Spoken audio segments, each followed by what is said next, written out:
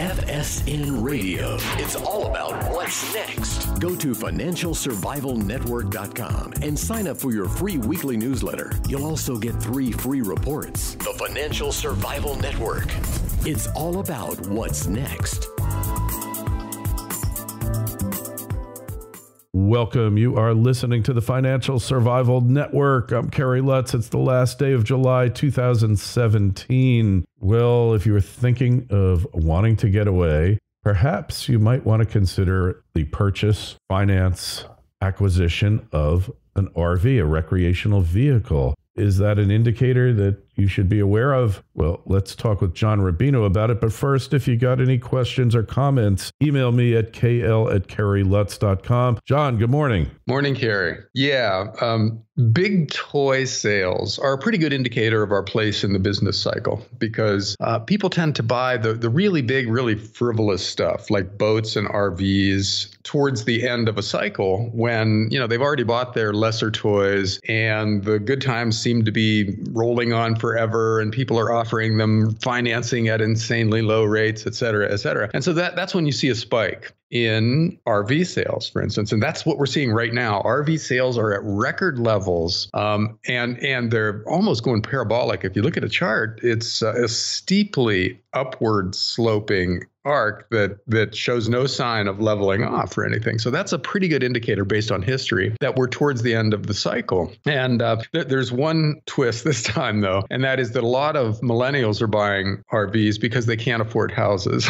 So yeah. You got kind of two disturbing things going on at the same time there. So anyhow, if this is still a good indicator, in other words, if history still matters in this world, then we are pretty close to an end for this expansion and then a downturn, which we'll see a lot of RVs come back on the market. Because, the biggest, most recent toy that you bought is usually the thing you sell when you lose your job and when your stocks are down. And in other words, when it's a recession and you're affected by it. So for anybody out there listening who is thinking about buying an RV, this might be a good time to wait. Give it 2 years and then buy your dream RV at 40% less than you could buy it today. And same thing with houses. It's a cyclical thing that offers you great deals sometimes and horrible deals at other times. Right now, we're in the horrible deal territory when housing affordability in general is really low. In other words, the average paycheck doesn't cover the average house payment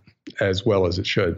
That will change in the next cycle as well, in the next downturn as well, and things will get a lot cheaper. So it's a good time based on history to wait for, big purchases. And it's also a good time to be very careful about your finances because, again, based on history, you can't say for sure that history matters this time around because so much new stuff is happening. Central banks are behaving in ways that they've never behaved before. And that is causing valuations to get out of whack in ways that they've never gotten out of whack before. But still, I think financial history has more to do with human nature than with the behavior of governments and central banks, which means that it probably does still matter. Mm-hmm. And that means that at some point in the not too distant future, we've got a bear market coming to go with an economic downturn, which means keep your powder dry in general. If you've got a lot of cash on hand during the next downturn, you'll find bargains in the stock market and possibly in the bond market and certainly in the big toy and housing market. So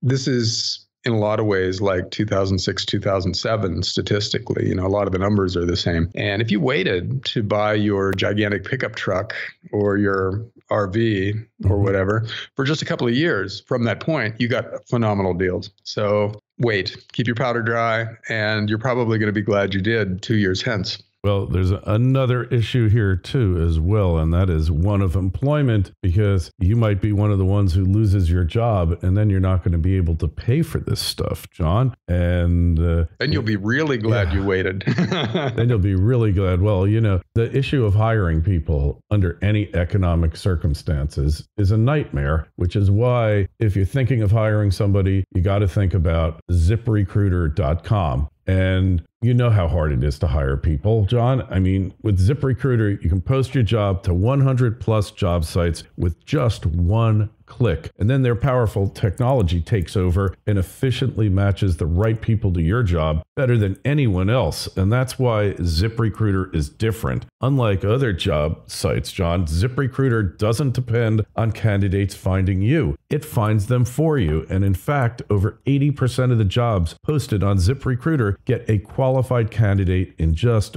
24 hours or even less. You don't have to juggle emails or calls to the office. All you do is use their dashboard to screen, rate, manage candidates all in one easy step. So find out today why ZipRecruiter has been used by businesses of all sizes to find the most qualified job candidates with near immediate results. And right now, if you're listening to this podcast, all you got to do is go to ziprecruiter.com/Lutz and you'll be able to post jobs for free. That's right, free. ZipRecruiter.com/Lutz. All you got to do to solve your hiring needs is ZipRecruiter.com/Lutz and tell them Kerry sent you. So John, talking about employment and difficult employees, it looks like they've got a real bull in the china shop over at the White House now, huh?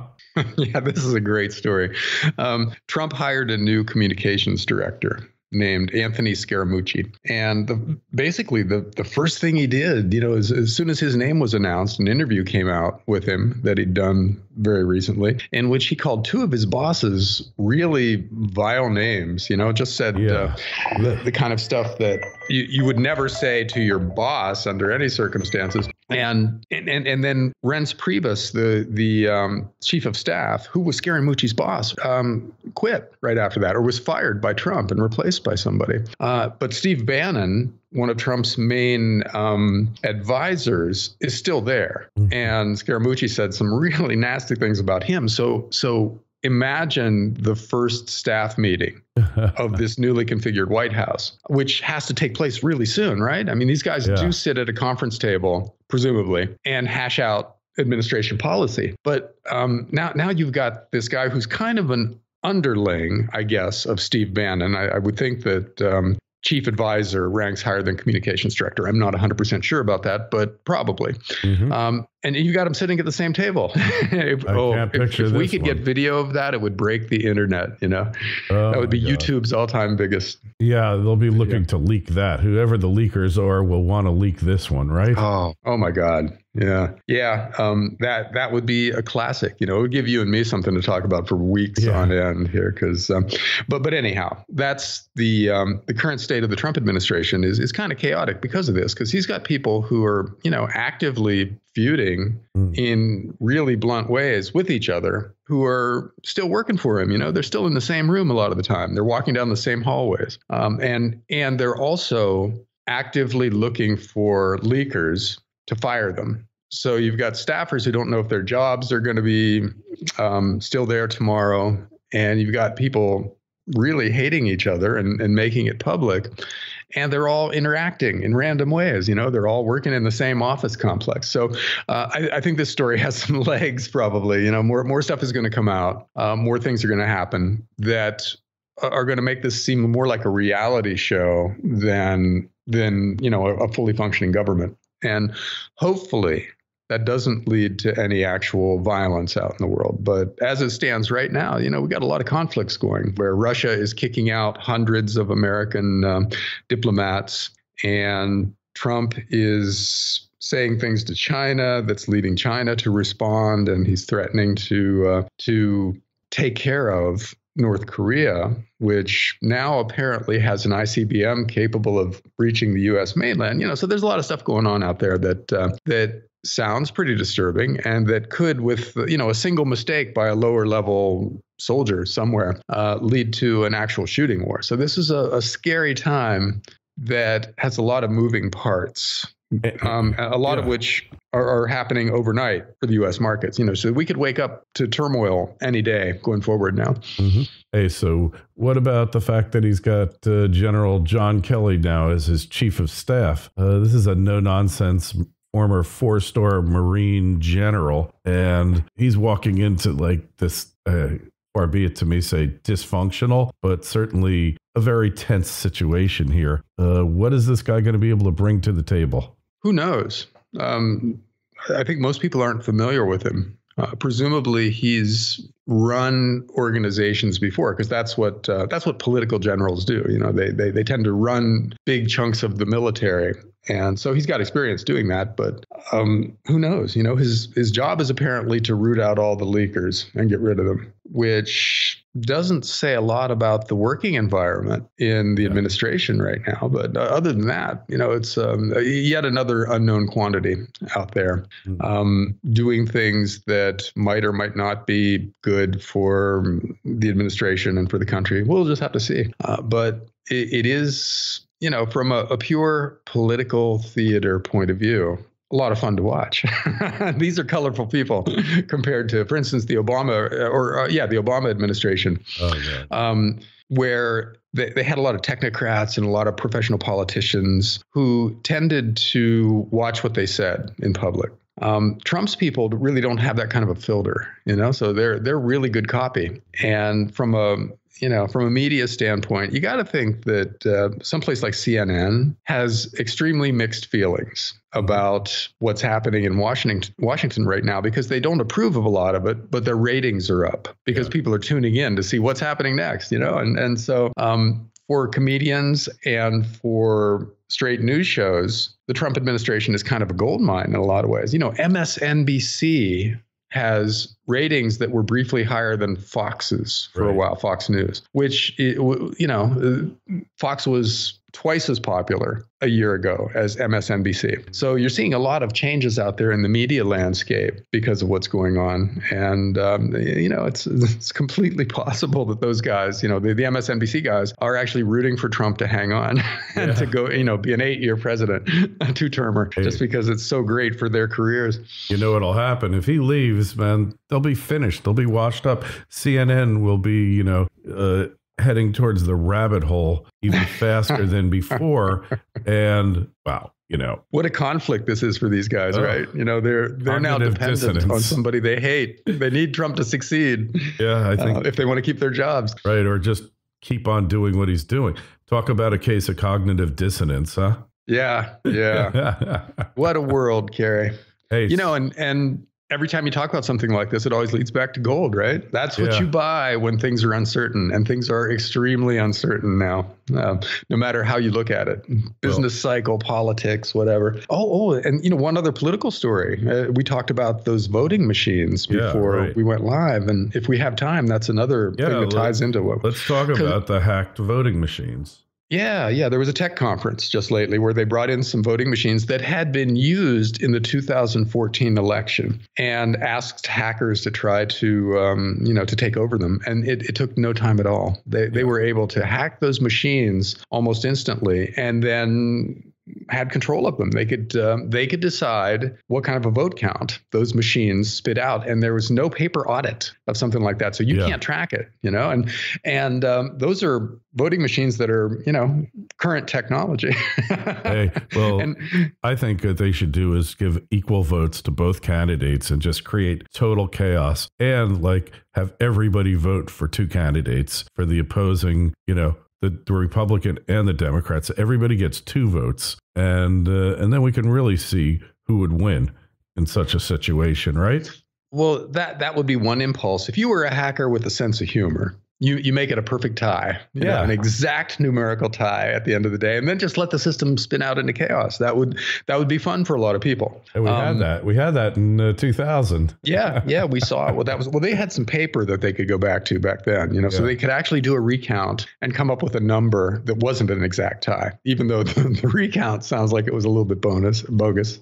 Yeah. And there were other stuff going on, but you could do also a lot of other things, whichever political party has better hackers, and they're hiring those guys in droves right now, can kind of guarantee the outcome that they want, and which means that the trust in the political system, which is already at record low levels, is likely to diminish even further going forward. We're just not going to trust the outcome of elections anymore. Yeah, we should have, but yeah. LBJ. Yeah. But it means whoever ends up being installed in office is not going to be legitimate in the eyes of an awful lot of people, as has been the case for the last couple of cycles, Obama was definitely legitimate, but Bush was not legitimate in the eyes of a lot of people because of the recount. And Trump, They started lobbying for impeachment the day he walked into the White House, and it hasn't let up. I think they entered a bill before he got inaugurated. Yeah, that wacko. And that was without anybody saying that the election. Well, actually, yeah. A lot of people are saying the election was stolen, although there isn't actual ridiculous evidence that votes were manipulated this time around. No, the Russians. But let there be. The Russians. Yeah, the Russians. Well, that's why MSNBC's ratings are so high now, because it's 24/7 Russia on that channel right now.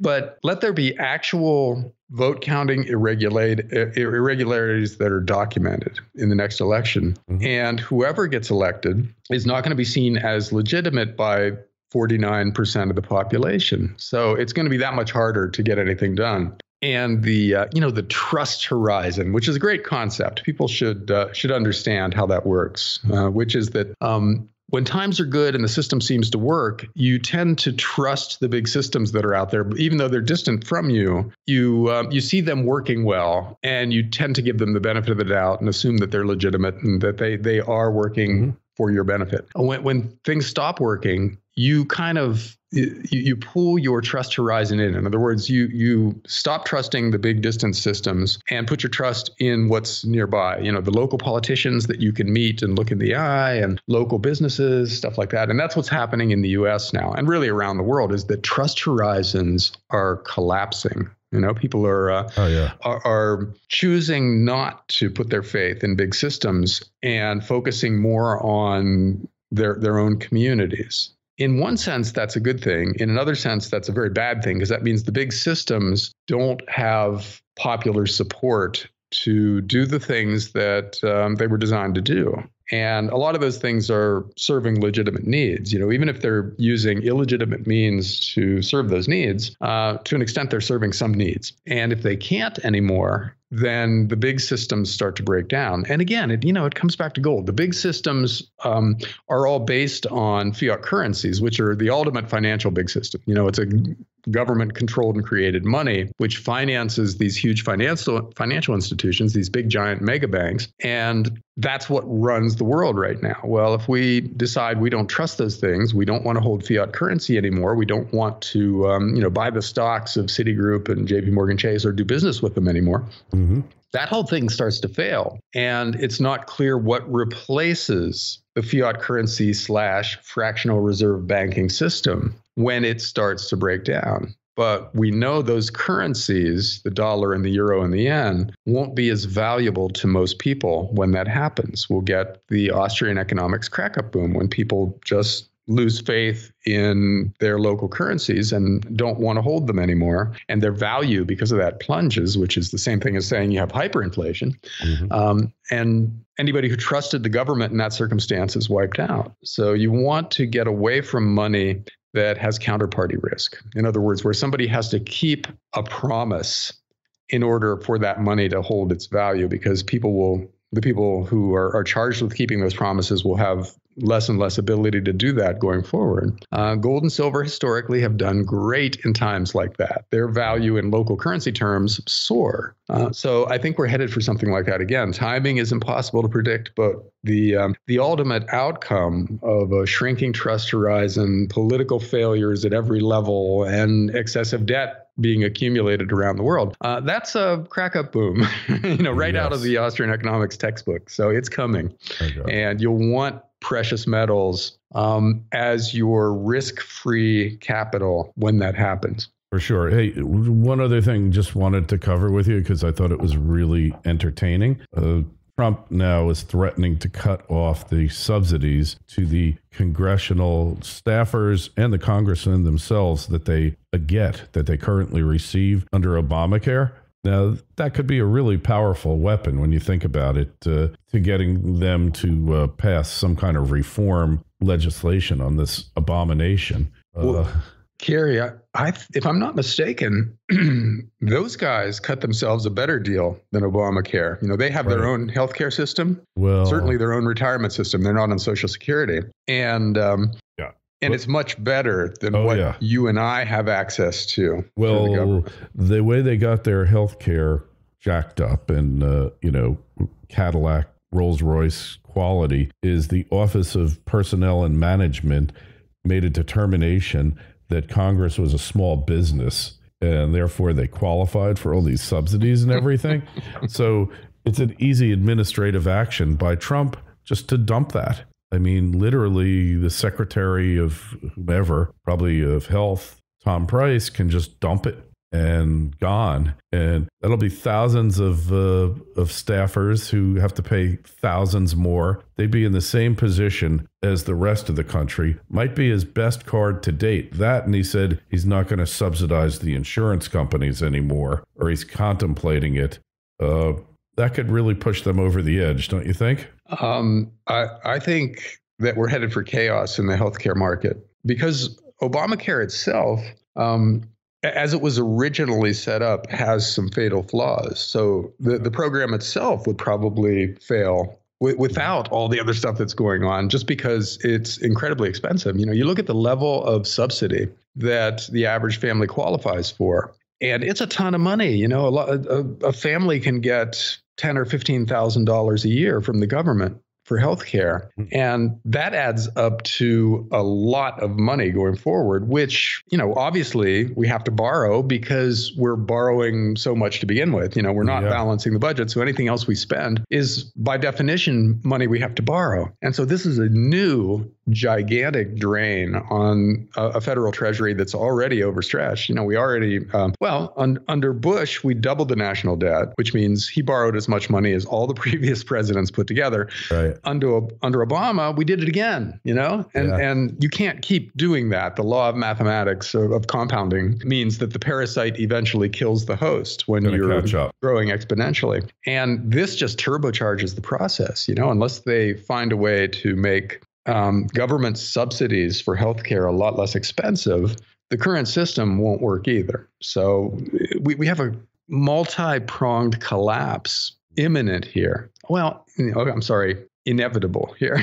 Yeah, inevitable. Imminent Correct. is a dangerous thing to talk about in this world because it should have blown up on us probably in 2000 with the tech stock bubble bursting, and it hasn't yet. So we don't know when it's all going to fall apart, but we got an awful lot of things heading off various kinds of cliffs right now. Yeah. And when some of them start to go, they'll pull others down, and you know, you get a cascade failure of this system.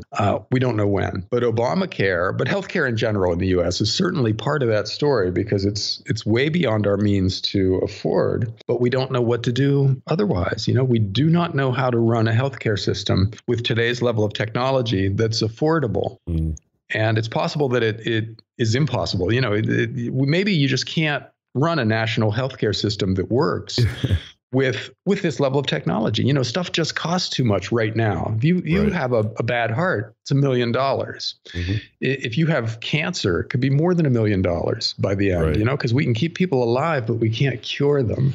So I don't know, Carrie. This is one of those things where it's completely possible that there's no solution because we're used to thinking that every problem has a solution if we just get together and bring experts in and come up with the stuff that works. But it's possible that nothing works this time around because other countries, people point to Europe and Canada as having these great healthcare systems, and why don't we adopt that? Well, they're going broke because of their healthcare systems. Yes, they have unfunded liabilities of various kinds that if they were actually cash flow items instead of balance sheet items right now, that they would be bankrupting these countries. And so soon they're going to convert from, you know, these abstract liabilities that are going to hit someday to actual cash costs that are hitting in the moment. And when that happens, it blows up, you know, so nobody's doing it right. Yes, we know this. Well, just an interesting point. Let's see what happens. I think the key is to remain healthy at all costs. And whatever you need to do to change your behavior to maintain your health, you have to do. But hey, let's see what happens here, John. It's getting real interesting. We will talk to you next week. Hey, and don't forget, email us, kl@kerrylutz.com. Facebook page is Financial Survival Network. Twitter feed is @KerryLutz. John, till next week. Thanks, Kerry. Talk to you then. FSN Radio. It's all about what's next. Go to financialsurvivalnetwork.com and sign up for your free weekly newsletter. You'll also get 3 free reports. The Financial Survival Network. It's all about what's next.